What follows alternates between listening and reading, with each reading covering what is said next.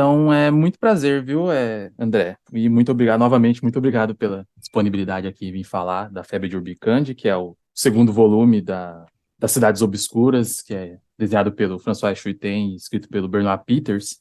E é uma série que foi lançada na década de 80 e que tem na figura do Eugen Robic, o protagonista, né, que é o arquiteto da cidade, recebe o nome de Urbatect, que planeja não só a cidade, mas também planeja também até dentro das casas, né? E a história se foca nesse embate, né, com a Comissão de Altas Instâncias, que é o centro de poder, né, o poder governamental de Urbicande, e o foco é principalmente na construção de uma terceira ponte que liga dois setores da cidade, né? E a rejeição por parte da Comissão de Altas Instâncias pela criação dessa terceira ponte, né? Então, vamos lá. Eu fui analisando aqui certos pontos aqui do seu artigo, e o que primeiro me chamou muita atenção foi a ligação que você faz com o livro das Cidades Invisíveis, do Calvino, que trata, né, Uhum. do Marco Polo descrevendo para o Kublai Khan, do Marco Polo descrevendo para o Kublai Khan as cidades, né, cidades ideais e utópicas que ele foi fazendo durante sua viagem, né, no Império Mongol. Então, seria bacana a gente começar a tratar sobre isso. Então, se você pudesse falar um pouquinho sobre essa analogia entre as cidades obscuras e as cidades invisíveis do Calvino. Eu acho que a ligação existe, é bem clara. Até o uso, né, do título da série, do Sweeten e do Peters, Obscuras, me parece claramente uma referência a Cidades Invisíveis. Eu acho que o forte ponto de ligação, primeiro, essa figura simbólica da cidade, como a imagem da cidade concentra uma série de associações simbólicas, que era muito o que ocorre no livro Cidades Invisíveis, que, na verdade, elas são quase alegorias ou voos de imaginação que apontam para determinadas questões que são, assim, universais até. Os Cidades Invisíveis também trata de várias cidades obscuras, desculpa, de várias cidades que obviamente não existem. A relegação entre essas cidades e o mundo real é estranha. A gente vê que existe no próprio La Ferva do Picando, porque termina em Brasília. O Robic termina, o livro termina numa visita do Robic a Brasília. E a referência a Brasília é constante, inclusive a questão da ponte. Então, também tem essa configuração de um terreno imaginário, um continente imaginário, salpicado de várias cidades com sua história própria, e cada cidade praticamente um mundo à parte, como acontece no Cidades Invisíveis. Então, se você pega a série como um todo, a estrutura é muito semelhante à de Cidades Invisíveis, sem ter a figura unificadora do narrador. Uhum. Mas as cidades obscuras também servem muitas vezes de alegoria, ou, de novo, como um voo da imaginação, e, na minha opinião, Rubicanda é uma discussão sobre utopia urbana, né? Sobre arquitetura e utopia e distopia, Uhum. né? O que dá quando a utopia sai pela culatra. Então, acho que o Rubicanda se encaixa bem aí. Outras, por exemplo, Bruxelas, sobre a modernização de Bruxelas, a americanização de Bruxelas.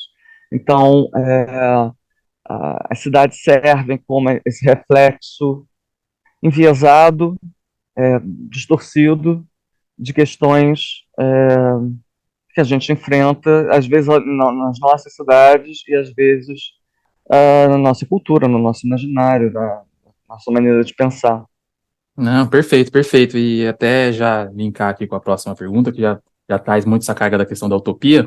Você traz, né, certas visões, como a do Thomas More, como a questão do bom lugar e o lugar nenhum, do Peter Fielding, com seu aspecto ambíguo, e o Bauman também, a visão de utopia para o Bauman, que é essencialmente territorial, né, e como isso se liga muito com a febre de Urbicande, justamente para a gente ter na figura do Robic um arquiteto, né, e como essa questão do espaço controlado, e aí a gente pode até também trazer Brasília aqui para a conversa, como essa questão do natural e do não natural acaba envolvendo na febre de Urbicanda. Então, como se dá, né, essas questões, dessas visões utópicas na obra. Bom, é interessante você lembrar a figura do arquiteto, que é uma figura muito mencionada com muita frequência nas discussões sobre utopia, né? É o planejador da utopia. E geralmente nessas discussões são chamados de um arquiteto da utopia. Utopia é, em termos formais, pelo menos dentro da literatura, e principalmente no início, né, com Thomas More, com a publicação da Utopia do More, a utopia é basicamente espacial, né, muito influenciada pelas narrativas de viagem, as descobertas da América, enorme quantidade de relatos seja dos próprios,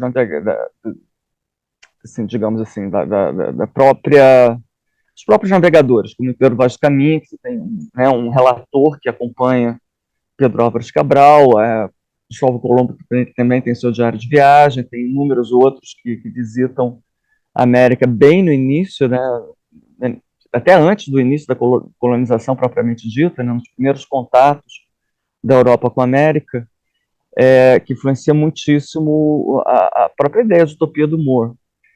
E a utopia, se a gente pega ainda a utopia do Moore como o caso paradigmático, é um lugar que é um não lugar, já começa assim marcado pela ambiguidade nesse sentido, ser e não ser, o possível e o não possível, e é um lugar isolado, mas isolado até de propósito, né?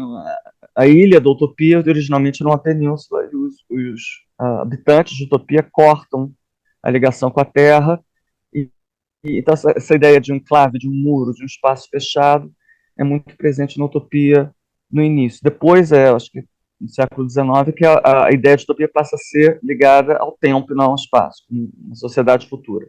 Bom, o que é essencial na utopia é que é originalmente um lugar, hesito em usar a palavra ideal, né, porque hoje é uma ideia muito combatida pelos teóricos que discutem utopia. Utopia nunca será perfeita, Uhum.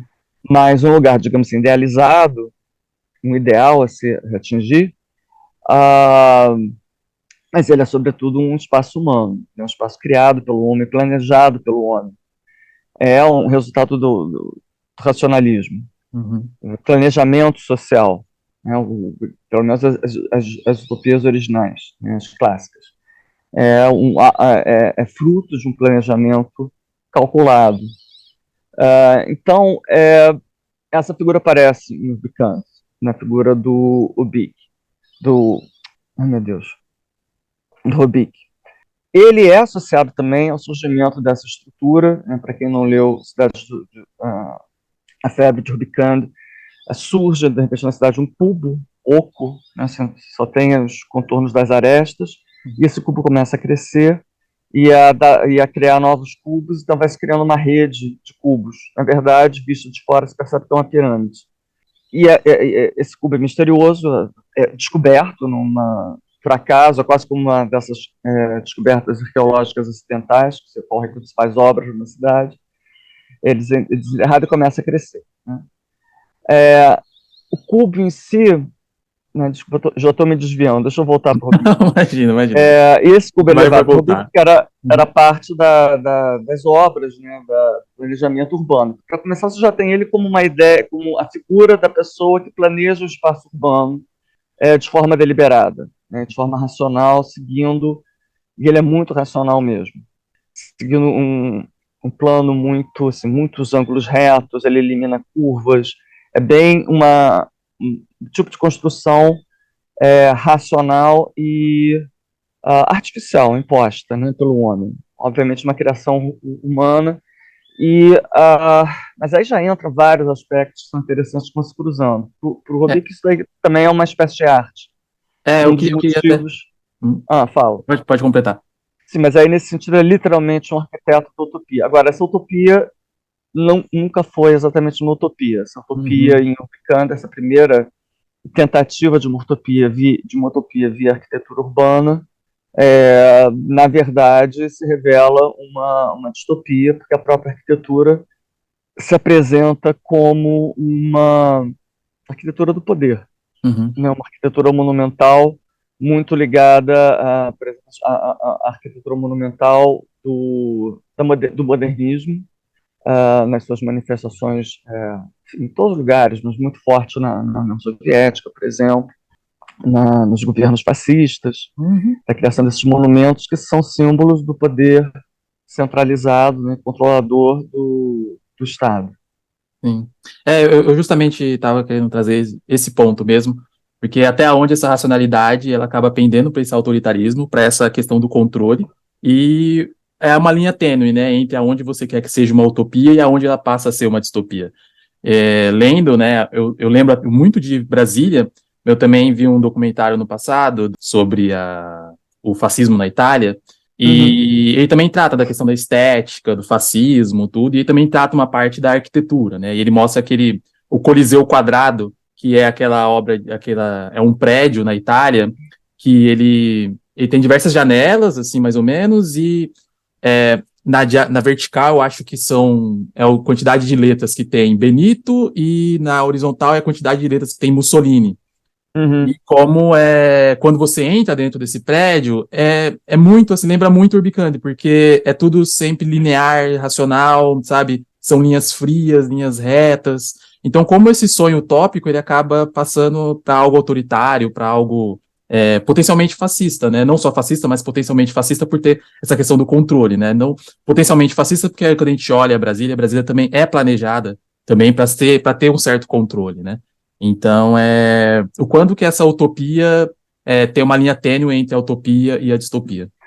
Essa linha sempre é tênue, claro, mas tênue em alguns casos e menos em outros. Se a gente pensa em termos de representação ficcional, seja da utopia, seja da distopia, elas se misturam. Isso também já é um ponto pacífico, né, dos críticos, dos teóricos que estudam distopia hoje, e dos autores também. Né? Quando a gente lê depoimentos, entrevistas, prefácios de autores, isso fica muito claro. Toda utopia é distopia de alguém, e toda distopia é utopia de alguém também. Há sempre um grupo que é favorecido, para qual a sociedade é utópica, e há sempre um grupo que é oprimido. Isso mesmo na utopia do Moore tem traços, né, na organização social da utopia do Moore que hoje a gente consideraria autoritários. Quando a arquitetura vira uma arquitetura de Estado, essa linha fica ainda mais tênue. A arquitetura é uma linguagem visual muito forte e simbólica também, e até porque a arquitetura fica bem no entrecruzamento entre arte e vida.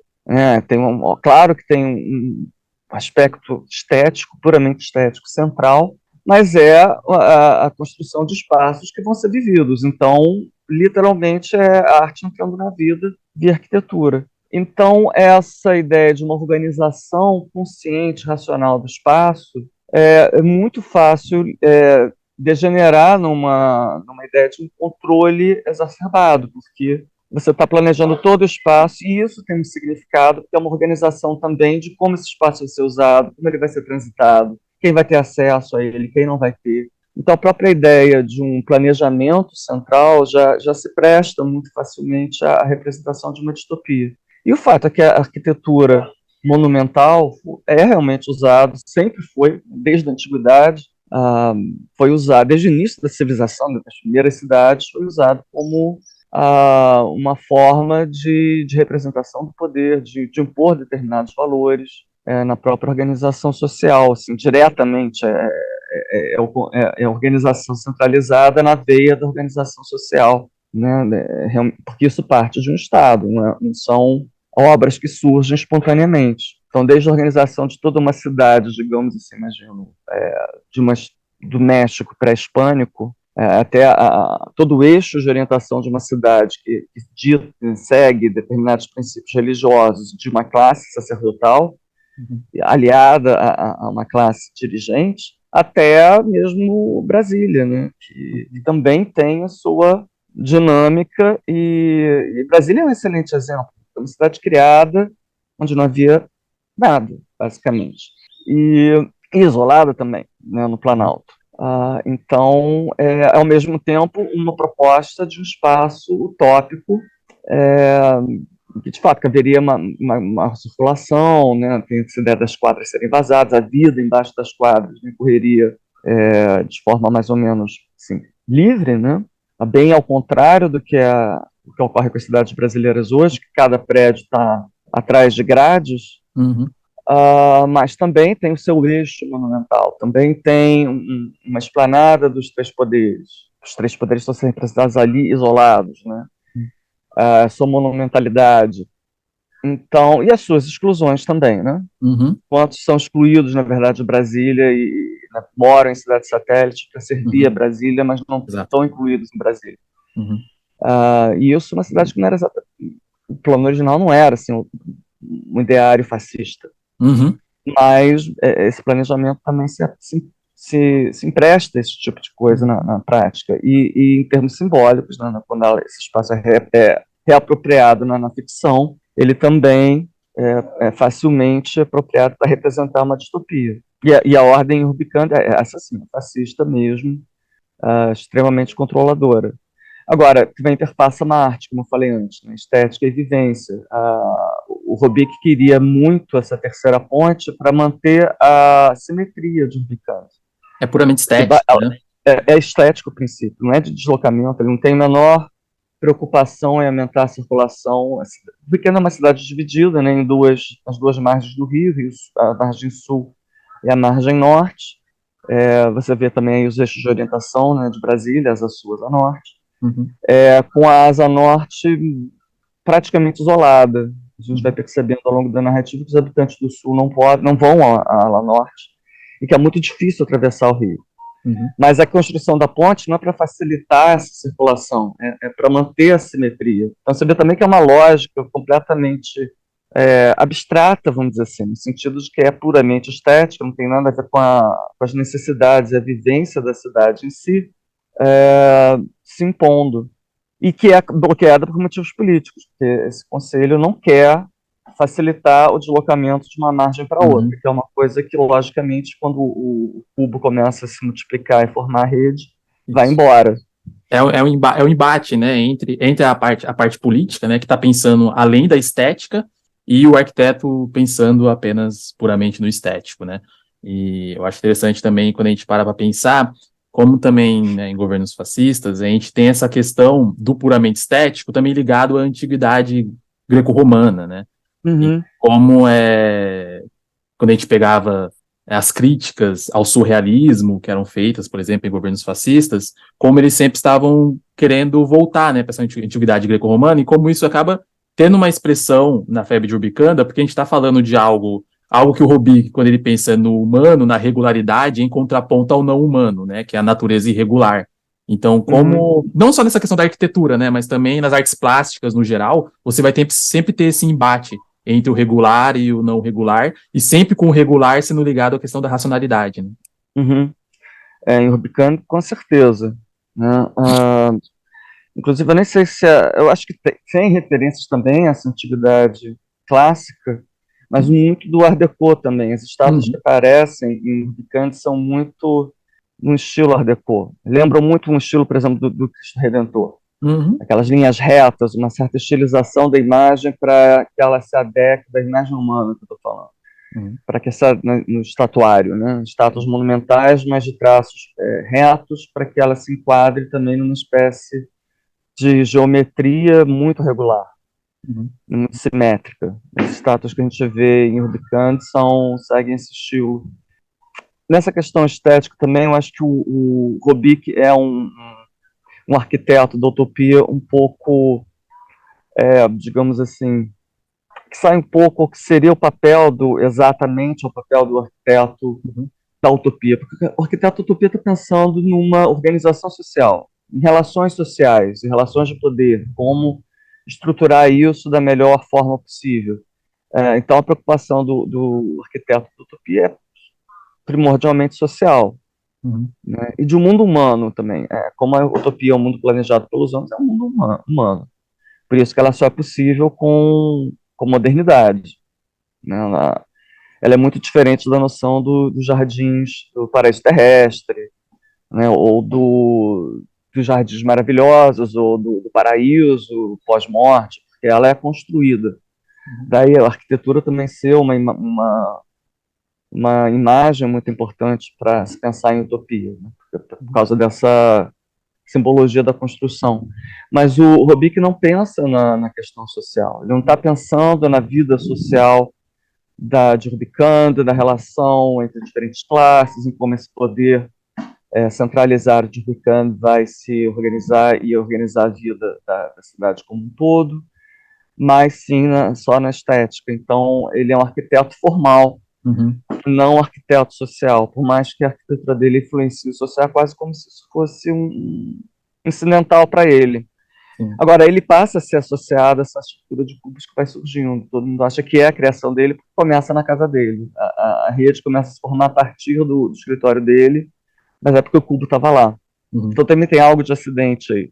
Sim. Mas ele é responsabilizado pela cidade inteira pela criação dessa rede, que vai acabar unindo, né, as duas metades da cidade, vai garantir uma circulação permanente, ou quase, né? Quando chega o inverno a coisa fica mais difícil. Sim, sim. E aí eu acho fascinante a gente entrar agora nesse ponto do cubo, porque ele também é um transbordamento do eu do Robic, né? Então você tem essa questão da racionalidade e o cubo ele é racional, só que ao mesmo tempo ele é dicotômico porque ao mesmo tempo que ele é muito racional, ele também cria conexões. Daqui a pouco aqui eu vou até comentar sobre o conceito de rizoma do Deleuze e do Guattari, porque de fato, né, ele vai criando essa rede, é muito legal, porque o Robic ele deixa o cubo meio inclinado, e como esse inclinado faz as arestas do cubo formarem na cidade de Urbicande uma formação de uma pirâmide.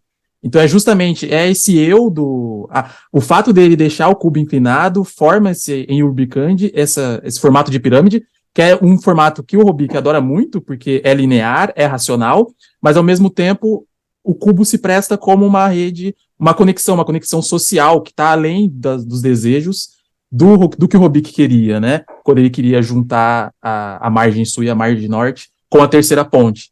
Então, como o cubo ele é um extravasamento do Robic na questão racional, mas o cubo ele também transcende isso. Ele é e não é, né? Isso é engraçado também. Ele é um pouco, é quase como se fosse um pouco inconsciente do Robic também. A gente pode até fazer essa leitura assim, meio apressada, não sei até que ponto sustenta, mas de certa forma até é. Bom, para começar, o que eu acho interessante nessa estrutura que se forma, né, sobre Rubicand, a partir desses cubos, é que, primeiro, ela é também extremamente racional em sua forma, como você falou. É um cubo perfeito, a pirâmide é perfeita, é muito simétrica, tudo certinho. Assim, realmente é uma rede completamente racional. Só que não foi criada por ninguém. Ou se foi criada, não se sabe por quem foi. Porque o cubo acaba sendo ambivalente em vários aspectos. Ele junta categorias completamente distintas e mistura. Nesse sentido, ele é meio uma monstruosidade. Né? Se a gente for pegar algumas definições de monstruosidade, como a do Noel Carroll, que vê a monstruosidade como mistura de categorias, junção de categorias que seriam incompatíveis. Porque ele parece artificial, ele é perfeitamente regular, ele tem uma textura semelhante ao metal, mas ele cresce organicamente. Então, a gente não sabe se o cubo é vivo ou inanimado. Ele pode ter sido uma criação humana, de alguma outra cidade que existisse naquela área, ou algum outro lugar que deixou o cubo ali, mas também pode ser uma manifestação natural de alguma, a gente não se sabe, de algum tipo de entidade que a gente não conhece. Então, como falei também, ele é simétrico, regular, piramidal, mas a pirâmide está torta. Uhum. Mas não foi o Robic que botou o cubo torto, né? Porque o primeiro cubo fica na mesa do Robic. Então, É um verdade. amigo dele que pega É o verdade. cubo, deixa assim, distraído em cima da mesa, por acaso deixa o cubo, parte do cubo em cima de um livro, então o cubo fica inclinado para o lado e começa a crescer daí, nessa posição. E uma vez que ele começa a crescer, é impossível deslocar o cubo. Uhum. Não tem como, ele fica fixo. Então também tem isso, ele se move no sentido que ele cresce, cresce, cresce, e ele continua crescendo e não para de crescer. Então ele também junta, é um pouco. Não, deixa eu falar, eu acho que eu ia falar uma besteira, mas ele vai se expandir de Pode tal falar. maneira que chega uma hora que ele vai para além de Rubicand, ele desaparece. sim. do que cresceu demais. Então, o Rubik, inclusive, fantasia ou raciocina, talvez ele esteja certo, que essa rede, essa pirâmide formada pelos cubos vai se expandindo pelo espaço Uhum. e já não pode mais ser detectada. E vira cósmico, né? Vira galáctico. Vira, pois é, porque ele vai crescendo e pronto.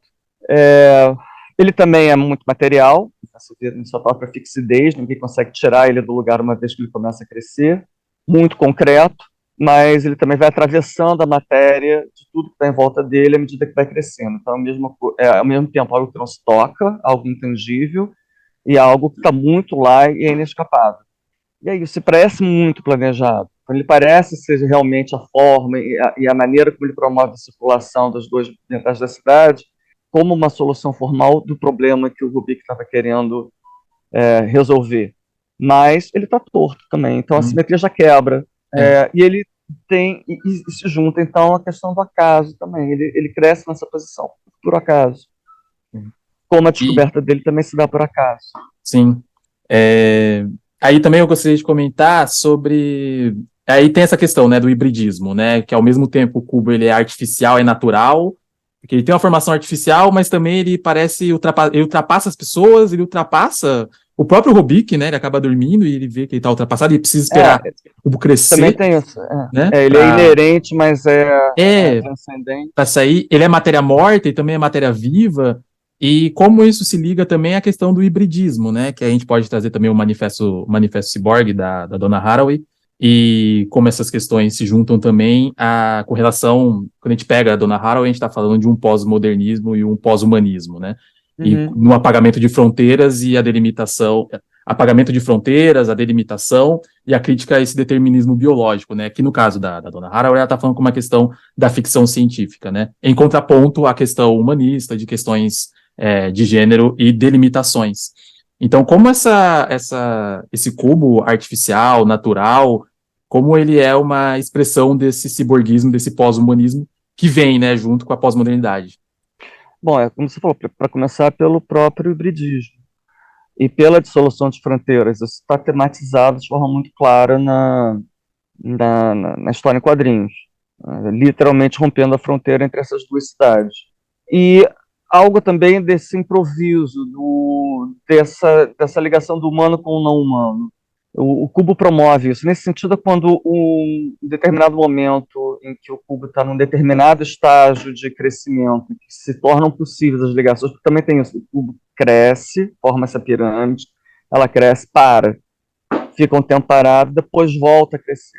Nesse momento em que ela está parada, mas que já está fazendo a ligação entre a cidade inteira, o que é interessante é que, e aí nesse sentido se diria que é o sentido utópico, do momento utópico da rede, né? Também tem essa noção de rede, você falou antes do rizoma, né? Essas imagens de rede e rizoma também estão ali, né, nesse cubo, nesse momento.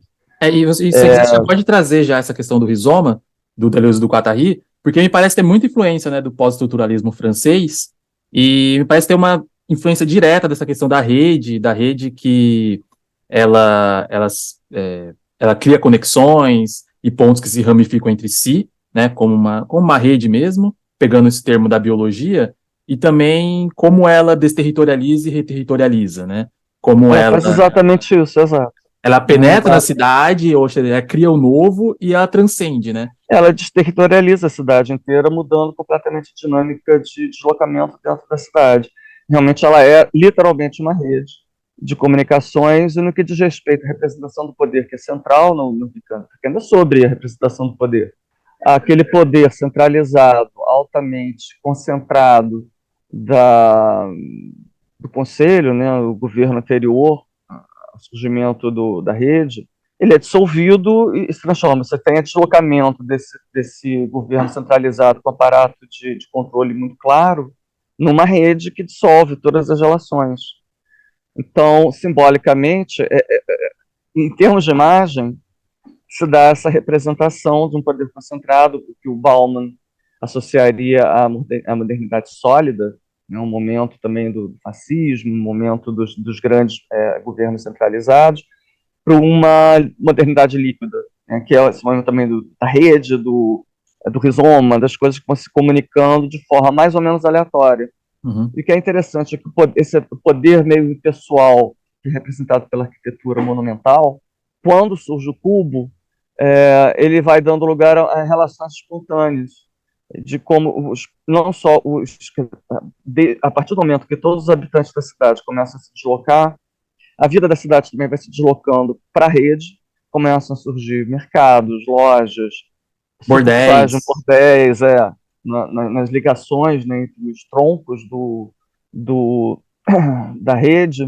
que vai sendo apropriada pelas pessoas. Então aí você tem uma ocupação espontânea, vamos dizer assim, do espaço pela sociedade, e não uma arquitetura. E aí, de novo, é ambivalente, porque é uma arquitetura Uhum. que vem de fora, né? Isso. Essa rede surge, não se sabe de onde, mas ela é apropriada para, de uma forma, digamos assim, orgânica pela sociedade para criar novas relações. E isso envolve, inclusive, relações afetivas.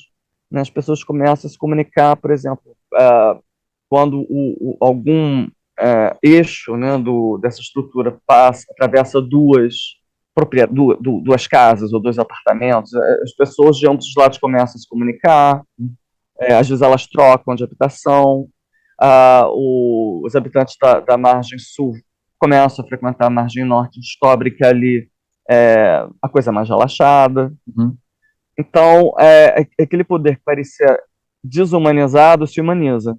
E Então, acho você, que também tem a ver com a discussão do ciborgue da Dana Haraway, que é retrabalhar o conceito de humano, do humanismo clássico, para se abrir a outras conexões, mas que também não é um abandono do humano, né? É uma reconfiguração do humano. Então, isso acontece nas relações sociais em cima da rede. E aí realmente tudo vira uma rede. O poder se descentraliza, você não tem mais o ponto que concentra o poder. Ao mesmo tempo que, de novo, a ambivalência se mantém, porque afinal a forma vista de longe, quando você vê o todo, claro que se você está dentro do pequeno, você não tem a noção do todo. uhum. Você está dentro de uma rede mesmo que não Uhum. parece ter contornos, assim, limites bem delimitados. Mas quando você sai da cidade, como o Rubik faz, é aí que ele percebe que é uma pirâmide, você vê que daí também já não é mais um rizoma, né? Tem aquela Uhum. forma controlada, e é uma forma tradicional do poder também. Do poder religioso, né? Na própria arquitetura de pirâmides, e também da busca do poder, a representação de uma hierarquia entre Sol e Terra, entre a esfera celeste e a Terra, entre os deuses e os homens, a imagem da pirâmide como a representação básica da estrutura social, né, que a gente conhece. Então, de novo, é uma ambivalência. Sim. Mas eu acho que é aí que está o impulso distópico mais forte. E é interessante, porque antes da vinda do cubo, da aparição do cubo, a gente tem a cidade sendo mostrada de longe, as pessoas sendo mostradas de longe, né? E como o cubo ele serve como essa aproximação, essa conexão entre as pessoas, a gente também passa a conhecer as pessoas, a gente passa a ver essas pessoas de perto, que antes a gente via só numa visão mais ampla, né? Numa visão distante, né? Então, como também o cubo ele acaba humanizando, né? Não só sentimentalmente, como também você vai tratar sobre a questão do desejo também, né, que aparece aquela moça também que é dona de bordéis também, que se aproxima e que também entende que o cubo, por ter saído do apartamento do Robi, que é a criação dele, então como você tem esse nascimento de desejos que anteriormente você não tinha, né? Sim, ou pelo menos a criação até pelo contato, né? Que antes não existia, ou pelo menos a transformação desse desejo também. O desejo também é muito forte, parece essa ligação Essa do carga Rubik que erótica acaba também. não. Como? Essa carga erótica também, né? Sim, também, bom, sem contar a representação fálica dos arestas quando elas começam a crescer, Uhum, ou das próprias hastes que formam o cubo, né? uhum, Ele parece carregado de certo erotismo também, mas é sobre desejo também essa história. uhum, E o interessante é isso, né? De onde vem a origem, a questão da origem dessa rede também é interessante nesse sentido e para onde ela vai. uhum, Porque, ao mesmo tempo que é, de novo, outra tensão, né? Esse hibridismo constante. Ao mesmo tempo que ela puxa, realça novamente o urbano e cria um espaço urbano bem mais organizado, que aí os puxadinhos passam a ser dominantes, tudo se torna puxadinho em cima dessa rede. E o plano humano, que nem você falou, acho que na própria representação dos quadros, dentro da história em quadrinho, a figura humana começa a aparecer mais, circulando em cima da rede. Mas de onde vem esse desejo final, de conexão? Estava latente na cidade, obviamente, que a gente percebe pelo que acontece depois, pelo afã com que essas pessoas começam a circular e estabelecer contatos, mas a gente não sabe a origem, de novo, do cubo. Se o cubo também é uma expansão do desejo, de onde vem esse desejo, qual exatamente é o desejo? Quase um desejo livre, é um desejo sem muito alvo, mas que retoma, de novo, as discussões sobre utopia, né? Utopia como desejo utópico, como essa busca de uma criação da rede. Como o próprio Rizoma, eu acho que do Deleuze também é. Eu sempre acho que o Deleuze não é tanto uma análise do que de fato ocorre, mas mais um desejo utópico do que poderia vir a ser pensamento, relações, sociedade, poder, através dessas figuras que ele propõe como a do Rizoma. Né? Mas é quase um desejo que vai também se torna circulação, não se prende a nada de particular, como o cubo também não vai se prender, ele vai continuar expandindo e pronto. É, Ele e vai é, se... e é, e é curioso, porque chega em certa parte que o crescimento do cubo estagna, né? E é justamente nessa parte que começam a se criar os bordéis em cima do cubo, lojas e etc. E depois, aí isso faz com que haja conexão, mas novamente entra naquela coisa da dicotomia do cubo ser humanista e pós-humanista, porque ele cresce de forma racional, ele é racional, mas ele para de crescer, ele cria as conexões, mas ele volta a crescer e causa toda aquela tragédia na cidade e tudo desmorona. Então, assim, Os a gente sempre puxadinhos nessa caem fronteira, todos. né? Então, a gente sempre nessa Sim, fronteira, a gente nunca sabe para que se presta o cubo, né? Se o cubo, ele é de fato uma pura, é, uma, uma projeção do eu do Robi, que é essa projeção formal e racionalista. Ao mesmo tempo, também, ele faz essa conexão que a cidade estava precisando muito, ele cria conexões, não apenas físicas, como sociais e sentimentais, mas ele volta a crescer. É muito estranha essa parte que ele estagna, ele deixa as pessoas se conectarem para depois voltar a crescer novamente. se a gente for ler essa rede como uma representação da utopia, né, da maneira como ela reorganiza as relações sociais, estabelece relações em rede, isso pode ser um comentário ao próprio desejo utópico. A utopia não se fixa. Seria isso, eu acho, que uma das mensagens aí. E se você liga isso com a ideia de desejo também, o desejo também não se fixa. Ele cresce. Tem um excesso nesse desejo utópico que nada consegue conter. Então, ao mesmo tempo que a rede para de crescer, começa também a ter a tentativa de explorar economicamente, por exemplo, criando meios de transporte de massa em cima, usando a estrutura do cubo. Mas só que ele vai além disso. E talvez o outro comentário seja que misturar um pouco essa utopia como um projeto puramente humano com um desejo utópico, um desejo de expansão, digamos assim, do próprio ser, que acaba rumando a uma transcendência. Também junta um pouco o que seria um mundo mais ligado a uma ideia, de certa forma, religiosa, do próprio cosmos, com o planejamento humano.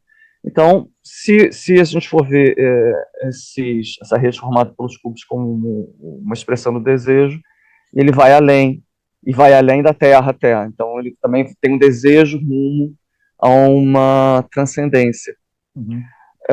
Também é curioso que quando esse cubo se expande tanto que ele abandona Rubicand, o conselho passa a tentar É. reproduzir o cubo artificialmente, o que dá muito errado, é uma perversão. Então também tem um comentário aí acho que sobre o desejo utópico, que é aquele momento em que o desejo utópico é apropriado por instâncias do poder até que já estavam estabelecidas e é desvirtuado, porque se transforma em uma espécie de quase um pastiche Uhum. do projeto original.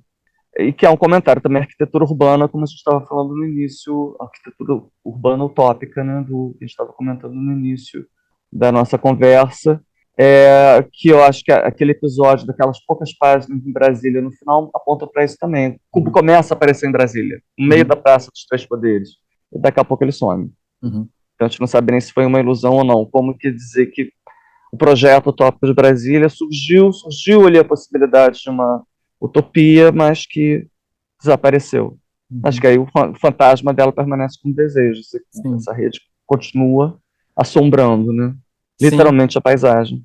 sim, e justamente também eu gostaria também de trazer esse ponto, que no começo a gente tem o Robic muito, o fascínio dele, né, ele é muito ligado ao cubo, né, então ele dorme pensando no cubo, ele fica muito fascinado pelo cubo, e o Thomas, que é um amigo dele, é o cara que quer meio que o Robic deixe de ter todo esse fascínio. E no final você tem essa virada, né, que o cubo causa esse fascínio em Urbicand, causa esse fascínio nas pessoas, e o Thomas, que passa a liderar a comissão de altas instâncias, é o que dá o início a esse projeto de repetir, né, o cubo.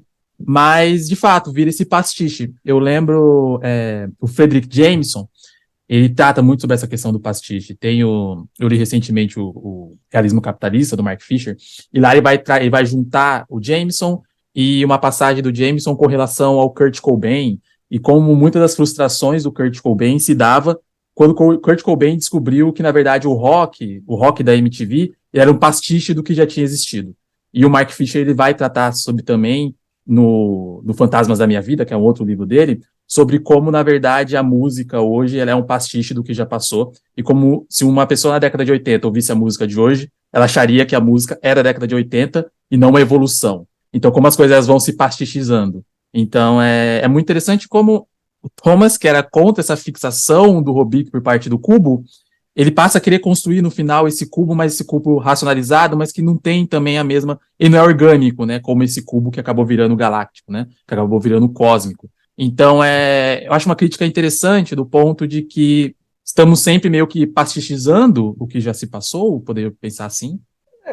Eu não sei se eu gosto muito dessa ideia de pesquisar sempre. Uhum, Eu acho que também a gente já está num momento em que não sei se exatamente isso explicaria as dinâmicas culturais, apesar de, claro, que existiu o pastiche assim. No caso da febre de Rubicand, o que me parece acontecer é que o primeiro cubo, para começar, funciona, digamos assim, estabelece novas relações sociais, porque ele está ligado a uma figura do orgânico, ainda que se mantenha ambiguidade de novo, né? É uma imposição ou não? Ele é uma imposição. Ele surge sem ninguém querer construir, mas no que surge, ele é apropriado de forma orgânica pela cidade. uhum, Vem de baixo para cima. Ninguém impõe a organização das relações em rede à cidade. A cidade busca, quase como se. Aí sim, a gente pode ler esse cubo, essa primeira rede, como uma realização do desejo da cidade por essas relações em rede. O segundo cubo, esse cubo artificial, esse cubo pastiche, já é outra coisa, porque já é uma construção imposta pela comissão. Né? Então, é uma tentativa de se apropriar e de controlar essa circulação, e não uma construção de uma circulação espontaneamente por parte da cidade. Então já é outra coisa, porque esse espaço também de Rubicante sempre foi um espaço controlado, né, como no própria arquitetura do Robic, é um espaço de alta visibilidade, você consegue ver tudo. Então, também é um espaço de controle. Então, imagina-se que essa segunda estrutura seria também um espaço de controle. Até que ponto a circulação seria livre ou não? E eu acho que a cidade percebe isso também. Não é algo que vem da cidade, aí sim, é uma organização que parte para cima de um poder. Ah, eu acho que tem mais a ver com essa reapropriação de certas tendências, ah, vamos chamar, né, sobre o guarda-chuva de tendências utópicas, pelo poder já instituído. Algo assim como o cristianismo, né, na Roma Antiga. Né, uhum, um cristianismo que era um movimento bastante revolucionário e político, quando é apropriado pelo Império Romano, vira outra coisa. uhum, Né? Vira religião imperial. Então, a segunda rede artificial parece ser também uma construção desse tipo. É o próprio, a rede deixa de ser essa construção sem um ponto dominante, meio que nem a rede que o Nério Hart propõe, né, nas várias obras deles, a ser uma rede do controle mesmo, de um aprisionamento da cidade dentro da rede. Né? Porque também tem isso, a rede, mesmo quando vai crescendo, é aprisionamento, mas depois é liberação. Essa rede, essa segunda rede artificial, não parece cumprir o papel de relação de fato, mas é mais uma figura de aprisionamento.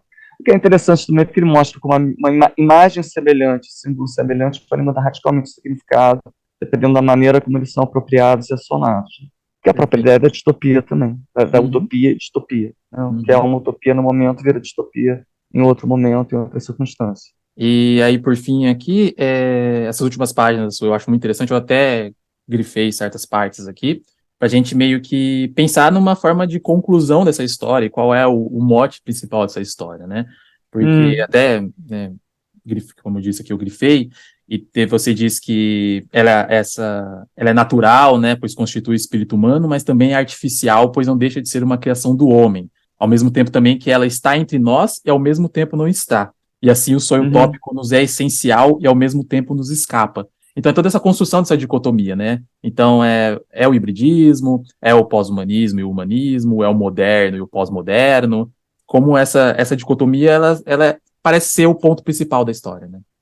Eu acho que sim, acho que a história lida muito com isso, com a possibilidade até de se pensar uma utopia. E uma utopia urbana, principalmente. O Schwitten tem formação de arquiteto, né? E isso é uma coisa que se vê muito em toda a série das Cidades Obscuras. Ele brinca com a arquitetura o tempo todo. Toda a série tem a ver com a arquitetura, na criação imagística de um espaço. É quase São como croquis se arquitetônicos, é muitas quase vezes, como dos se a quadros. história é quase como se o personagem principal, o protagonista, fosse a cidade, né? Sim, sempre é. É quase pensando na obra do Curtiço, né? Como o Curtiço é o personagem, é o protagonista, né? E como essas histórias, o personagem principal é as cidades, né? É a cidade. É a cidade. E por isso que essa questão da utopia está sempre sendo, de certa forma, discutida. Eles têm, inclusive, tem volumes sobre utopias, né? Eles têm trechos das cidades e tal. Então é quase como se esse projeto utópico estivesse sempre ali no fundo. E eu acho que o que se discute aqui é a possibilidade desse imaginário utópico. Eu acho que a diferença essencial é que o meio não é determinante nas cidades obscuras. Uhum. O meio também é plástico na medida que ele é criado. As cidades obscuras, como as cidades invisíveis, também, como falei antes, é um exercício de imaginação. Isso também é o fio condutor no livro do Calvino. Como essa história do viajante, a gente não sabe se o viajante está inventando ou não. Né? E outra ligação com as Mil e Uma Noites. Né? O viajante contando para o Kublai Khan é como a Sherazade contando suas histórias para o califa. Então também é lidar com o imaginário, como é que ele funciona e como é que isso se aplica ao social e às estruturas de poder. Então são essas possibilidades que estão sendo discutidas, de certa forma, nessas histórias todas das cidades obscuras. Os símbolos que se criam em torno do espaço como um espaço humano. E o imaginário em torno desse espaço, aí como, né, uma projeção utópica ou não, e da criação de símbolos também. Então, antes de mais nada, o cubo e a rede são símbolos. E é símbolos assim que estão assim na tua cara, olha, são um símbolo, mas cujo significado não é super claro. Então, eu diria que tem até um aspecto meio metalinguístico aí do símbolo se interrogar sobre a possibilidade de significado que o símbolo pode ter, como esses significados são apropriados e transformados, ao mesmo tempo que eles são uma criação social. Acho que o Urpecano mostra muito isso, porque a questão é como você se apropria desse símbolo que foi surgindo ali. E a própria origem também, se você pensar nesse sentido, até faz sentido o cubo aparecer de lugar nenhum, mas de novo ele é ambíguo nisso, ele está no meio da cidade, ele é desenterrado, que, né, simbolicamente está lá nas entranhas da cidade, é resgatado, mas ele parece completamente alienígena. Parece ser uma criação alienígena. Mas o fato de estar fora, de ser alienígena, pode ser justamente confirmar isso como uma projeção do desejo que nem sequer é conhecido.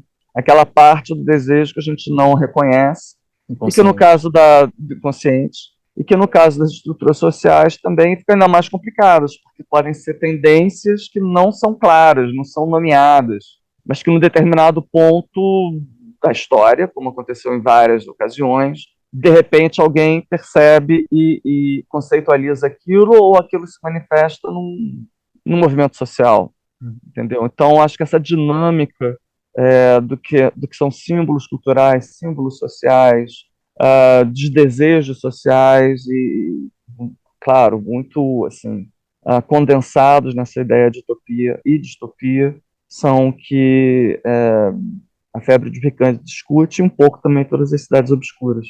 E perfeito, muito obrigado, viu, André, pela participação, pela disponibilidade de vir aqui conversar sobre. Eu que agradeço, Gabriel. Foi muito gostoso conversar.